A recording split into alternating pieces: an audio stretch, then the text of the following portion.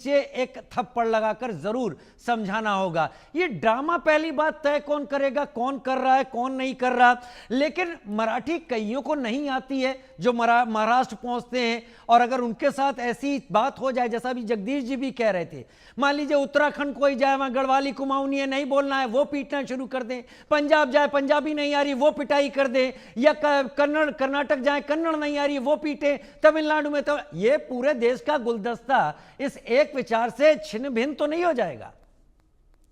देखिए राजीव जी, मैं दो छोटी छोटी बातें कहूंगा। एक तो यह है कि बाल ठाकरे जी के समय से भारतीय जनता पार्टी के साथ कितने गहरे संबंध रहे। परिवार में उत्तराधिकारी उन्होंने उद्धव ठाकरे को बनाया, इसलिए राज ठाकरे आज चलिए दोबारा उनके साथ आ गए। वरना पहले डेवलप राज ठाकरे को किया गया था, हम लोग कब से लिखते बोलते रहे हैं। लेकिन उसके बाद लगा कि परिवार में निश्चित रूप से जो बेटा बड़ा है उसको उनको अधिकार देना था, उन्होंने दिया। इस दृष्टि से आश्चर्य, मुझे दुख इस बात का है कि जिस समय मुंबई में आप तो केवल कह रहे हैं कि वो पंजाब आए, दिल्ली आए, मैं कह रहा हूँ पास में कर्नाटक है, यदि वहां जाएगा वो कहेगा कन्नड़ ही बोलना है। आप देखिए, इंदिरा गांधी ने त्रिभाषा फार्मूला, वो आज का नहीं है, क्रेडिट किसी को ले लीजिए। आज कांग्रेस भी तो कहती है कई हमारी बनाई हुई नीति को मोदी जी बड़े ठीक से इम्प्लीमेंट कर रहे हैं, उसका फायदा उठाते हैं। तो मेरा भी ये मानना है कि त्रिभाषा फार्मूला नागपुर में पहला विश्व हिंदी सम्मेलन 76 में इंदिरा जी ने कराया था, ये कांग्रेस ने, और उसमें बाल ठाकरे जी है। मैं इसलिए कह रहा हूँ कि चलिए उनको छोड़ दे कांग्रेस को। लेकिन यदि आप ये देखें कि इसलिए सब पार्टियों का, शरद पवार जी हैं, शरद पवार जी उत्तर भारत के समर्थन से लेके, मैं जिन अखबारों में संपादक रहा उनकी तरफ से आग्रह होता था कि उत्तर भारत में अच्छा हमारा कवरेज होगा, तो मैं यहाँ प्रधानमंत्री बनने के लिए, उनके जो मित्र लोग थे उन्होंने मुझे कहा। तो सब देश भर उनका है भाई। शरद पवार प्रधानमंत्री होते तब भी, मेरी तो किताब में मैंने लिखा था कि वो सबसे अच्छे उम्मीदवार हो सकते थे नरसिंह राव के समय, उनके बाद भी। तो लेकिन सवाल ये नहीं है इस समय जिस तरह नफरत, चूंकि केवल मुंबई नहीं ना, अभी तो मुंबई महानगर पालिका का चुनाव है, हम सब ये चर्चा कर रहे हैं। मेरा कहना है कि पूना में कितने बड़े पैमाने पर देश विदेश की कितने बड़े स्टार्टअप आ गए, कितनी कंपनियां आ गई, वहां पूरे देश के लोग काम कर रहे हैं। कोई कोल्हापुर जाएगा, कोई नागपुर जाएगा, कोई कहीं जाएगा। उस दृष्टि से उन सब पर असर। और दूसरे कुछ लोग अशिक्षित है। अभी कल हमने रिपोर्ट किया कि किसानों की हत्या हो रही, तो किसान यदि गरीब है, अशिक्षित है, उनको यही जाएगा कि आलोक मेहता आया है, इसके गले के नीचे यहां मारना है। आप जानते हैं कान के नीचे मारने का मतलब हो सकता है खून से आपका, यदि कान, यदि डॉक्टर भी आपको बता देगा कि यदि कान के यहाँ मारे तो हो सकता है कि आपकी मृत्यु हो जाए।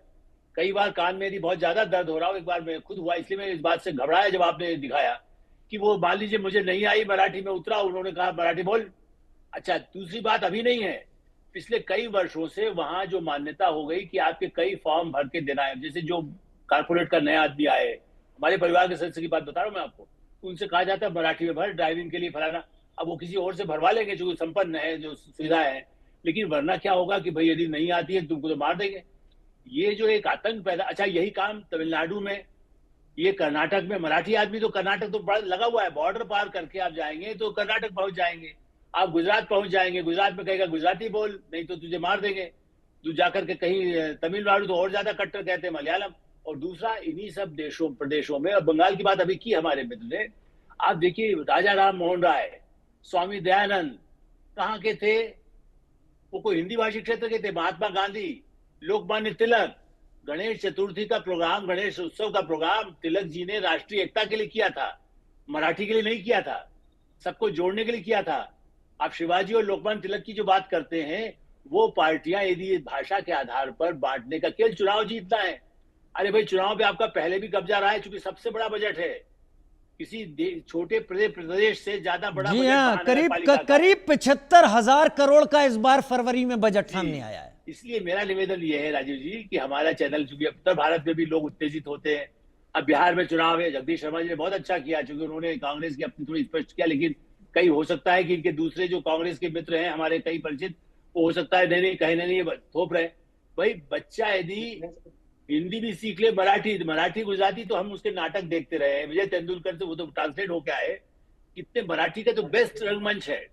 लाल किले पर जिस समय शिवाजी का मंचन होता है, उस पर गौरव होना चाहिए कि मराठी में भी हो। मैं मराठी के कई रंगमंच में देखने जाता था, जब छोटे स्थित यहाँ दिल्ली में उतनी सुविधाएं नहीं थी। तो मेरा ये कहना है कि उससे देश को तोड़ने का काम यदि ठाकरे परिवार के लोग करेंगे, क्योंकि दोनों के भाषण उत्तेजक हैं कि अच्छा हिंदी थोप रहे, हिंदी क्यों थोपेगा भाई? कोई जरूरत ही नहीं है हिंदी थोपने की। जो बोलचाल की भाषा है, विदेशी आते हैं, कितने बड़े, या विदेश में पूंजी आप लगाते हैं जहां फ्रांस वाला कहता है क्या? चाइना में बड़े बड़े लोगों ने, आज आप कह रहे हैं, मैं तो 15 साल पहले प्रतिभा पाटिल जी को पूछिए, प्रतिभा पाटिल के साथ हम गए शंघाई और ऐसे इलाकों में जहां यही जिसके लिए कांग्रेस कहती है अडानी के सबसे बड़ा फैक्ट्री वहां चाइना में उस समय थी, अभी भी होगी। तो यदि वहां लगा रहा है तो उसे कहीं नहीं, चाइनीज बोलेगा नहीं तो मार देंगे। क्या भारत विदेश में, अमेरिका में पूंजी लगती है भारत की, ब्रिटेन में हिंदुजा सबसे बड़े जिसको कह सकते हैं पूंजीपति है, वहां के राजाओं से ज्यादा पैसा उनके पास है। तो क्या उनसे अनिवार्य किया जाएगा? वो अपनी भाषा बोलते हैं, गौरव करते हैं, गीता पढ़ते हैं, रामायण की बात करते हैं। तो मुझे लगता है कि ये विवाद मुंबई जैसे नगर से जो मैसेज जा रहा है, ये भारत की एकता और संपूर्ण राजनीति के लिए नहीं है, समाज के लिए। मुझे इसलिए चिंता है राजीव जी, मुझे दुख होता है कि जब एक मैं और सुप्रिया सूले साथ है, आश्चर्य मुझे ये उससे ज्यादा हुआ। देखिए सुप्रिया सूले बहुत, मैं उनको भाषण बहुत अच्छा संसद में बोलती है, बहुत कम ऐसे सांसद है जो इतना अच्छा बोलते हो महिला नेत्री के रूप में। हम मानते हैं कल कोई विकल्प हो, मैंने आज ही कभी किसी बड़े उनको मैसेज ये किया कि हम चाहते हैं कि बड़ी पार्टियां हो साथ में। शरद पवार जी का सम्मान मोदी जी करते हैं, पार्टियां अपनी जगह है। तो मुझे लगता है कार्यक्रम में गए थे, आपको यदि याद हो, शरद पवार का सम्मान करने के लिए। तो मुझे लग रहा है कि राष्ट्रीय एकता के लिए जो ये आज जो शो हुआ है, ये बहुत ही गलत संकेत कार्यकर्ताओं को दे रहा है जो कम शिक्षित हैं। मैं अभी उस बात की बात नहीं चर्चा करूंगा, शिवसेना के मित्र हैं, लेकिन वो हो सकता है पता करें उसमें, चाहे एकनाथ शिंदे जी के भी जब उसकी पार्टी में थे तब ये कहा जाता था हफ्ता वसूली के कार्यक्रम बहुत होते हैं। आज भी यदि आप यहाँ वहां जाए तो हफ्ता वसूली के जो कई आरोप लगते हैं, तो हफ्ता वसूली वाली घटनाएं न हो और उससे महाराष्ट्र और मुंबई बदनाम न हो, यही तो आप और हम सब चाहते हैं। ठीक है सर, ठीक है। मतलब कम से कम अगर ये चीजें राजनीति तक हैं, चुनाव के किसी मुद्दे को लेकर हैं, बहुत बढ़िया, लेकिन वहां गए लोग अगर इसका शिकार होते हैं अपने राजनीतिक गेन के लिए, तो वो एक एक करके ये एक ऐसे वायरस की तरह होगा जो शायद पड़ोस गुजरात में फैले या राजस्थान में फैले। मैं खुद नहीं चाहता कि ये स्थितियां हो, सभी भाषाओं का सम्मान हो, लेकिन केवल कोई